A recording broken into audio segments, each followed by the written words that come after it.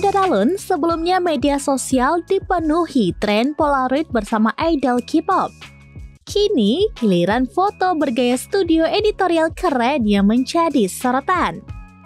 Hanya dengan satu foto pribadi, pengguna bisa mendapatkan hasil layaknya pemotretan profesional. Teknologi terbaru Gemini AI kini mampu menghasilkan detail visual yang begitu realistis, tajam, natural, dan konsisten. Bahkan, foto selfie paling sederhana sekalipun dapat disulap menjadi potret elegan dengan kualitas tinggi. Dua hal yang perlu kamu siapkan yaitu satu foto dirimu dan kumpulan prompt yang bisa kamu gunakan untuk eksperimen. Nah, Anda tidak perlu repot-repot memikirkan promptnya karena di video ini akan disediakan kumpulan prompt yang bisa digunakan. Kita langsung praktik ya. Pertama, akses halaman Google Gemini AI.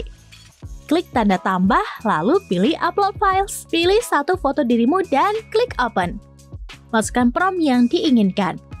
Nah, untuk kumpulan promptnya, Anda bisa cek di deskripsi video ini ya.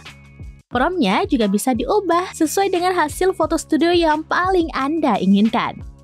Akhirnya, klik tanda Submit. Tunggu Gemini AI memproses gambar dari promptnya, dan ini dia hasil akhirnya.